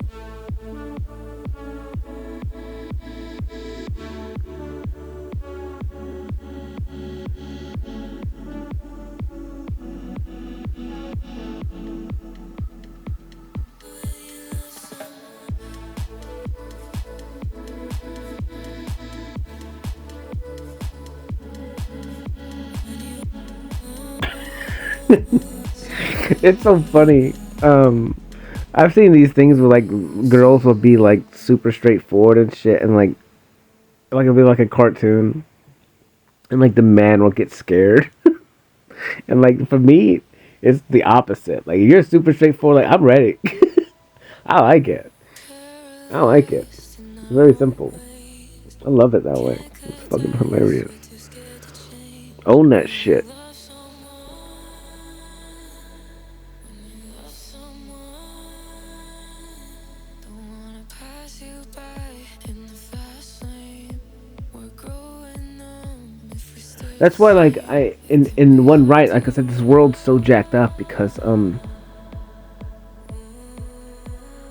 you're supposed to be both feminine and masculine, and you should be able to transfer and flow into both. Okay, like I've told somebody that like, I wanted a masculine woman.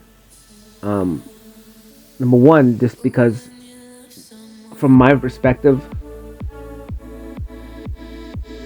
masculine women are at least honest in what it is that they want in the now from me. They may be lying about other stuff or whatever, but they tend to be, like I said, at least they're honest about something, about how they feel or what it is that they want in the now. There's a brand new Well, feminine picture frame. I'm looking back. I'm just glad you made in the society now tend not to be that's what I'm saying, this is a broken feminine and masculine qualities. But the reason why I said that was because at the end of the day, the feminine actually controls everything, and so really in our reality, I technically control everything, but I'm in my feminine quality. I'm I, my feminine nature nurture. And so like yeah, true feminine actually controls everything. But you wouldn't understand it, I guess, unless you did. And then that's where like it's because it's silent strength, it's silent control, and it gives. That's why I want a masculine woman. Technically, is because like I'm gonna support the woman and let her be get all the attention she wants and deserves. I want to put her in front of the world. It's not about me. I want my partner to be quote unquote worshipped technically for the glory that she is. And so I am the support class. It's not about me. I don't need attention. But I do want my partner to get all the attention that she needs and wants. Because I see the beauty of her, and I want to. I want her to be that for the world. I want to lift her up. I already know I'm beautiful. Like I don't care. I don't need attention from anybody. I get it for myself. But like my partner, I want her to feel like the top of the world in everything. I don't want her to ever doubt or question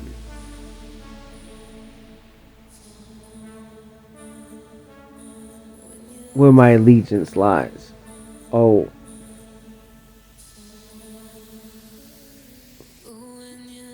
it's a wild animal. It's a wild horse. I want that wild spirit to run free.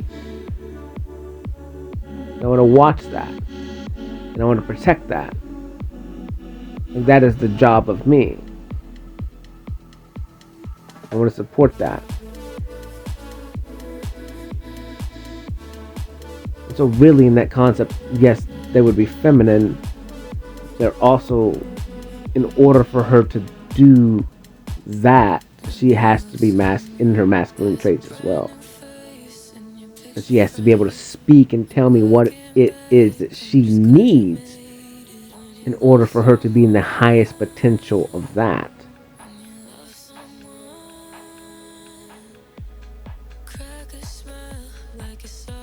Because otherwise, I can assume and do it my way, but that may not be the highest potential for her. So that's where you got to communicate, and you got to be both masculine and feminine. I say it that way a lot of times because these women are already in their masculine traits, so then I accept them as that. So I want you to come as you are. I'm not trying to change you. I mean, I'm accepting you wanting to quote unquote control me or tell me what it is that you want me to do. And then in the midst of that, you're going to understand that I'm actually in control. I'm actually leading you. I'm bringing you out of this masculine quality.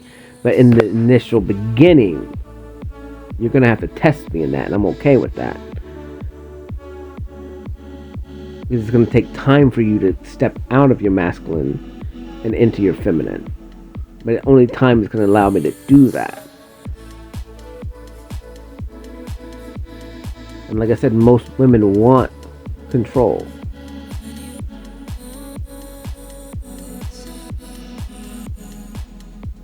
And I'll give it to them, but in all reality, I'm in control. Like, I'm in control. So, it is what it is. It's kind of a mind fuck, but...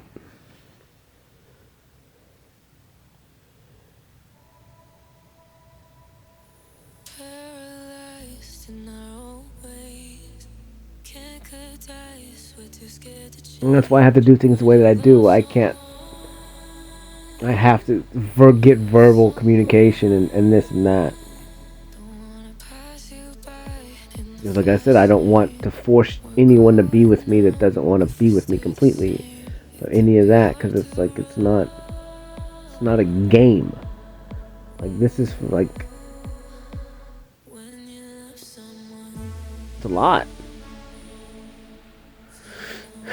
Like, if you really want to be happy, like, there's a lot of sacrifice, and like I said, in the midst of it, it hurts.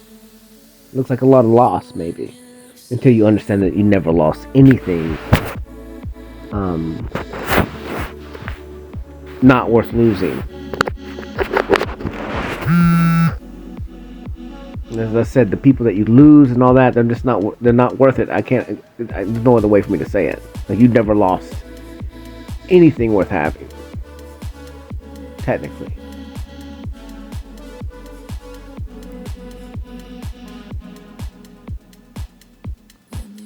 But it doesn't mean in the now and in the future, once you understand that concept, that what you can get, you keep forever.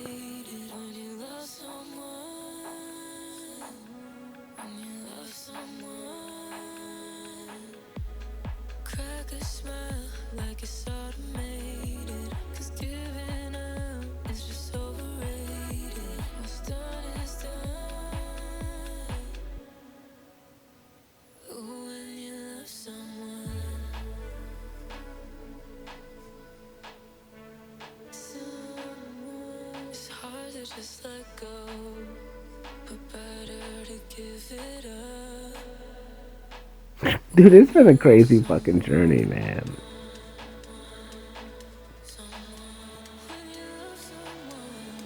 Like, I'm proud. And you can't even it's hard to gauge the amount of growth. Because then again, you're so enamored in the now that it's hard for you to put a gauge on that and like compare it, other than like now I dance everywhere I go, and I used to sit in the corner.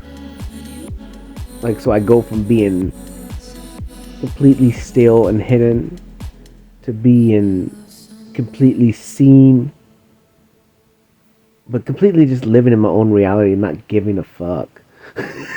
Like what anybody else thinks of me at all. Paralyzed in our own ways. At all. Can't Like letting everybody else live in their own fucking reality and I'm living in mine. You leave me the fuck alone, I leave you the fuck alone. If you want my time, come and get it. But at the end of the day, I'm doing me. in the fast lane.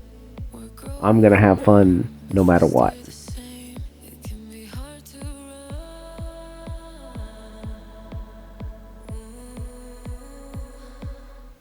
Do I want you with me? Yeah. But I only want you with me if you want to be with me. I only want you with me if you want to be with me. Ahala. Love y'all. Peace.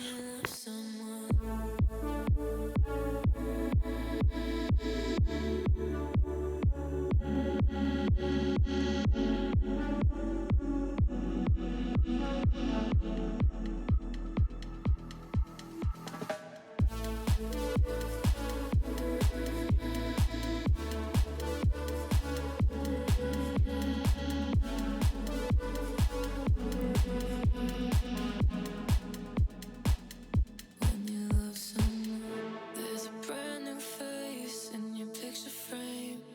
I'm looking back, I'm just glad you made it. When you love someone, when you love someone, crack a smile like it's automated. 'Cause giving up is just overrated. What's done is done. When you love someone,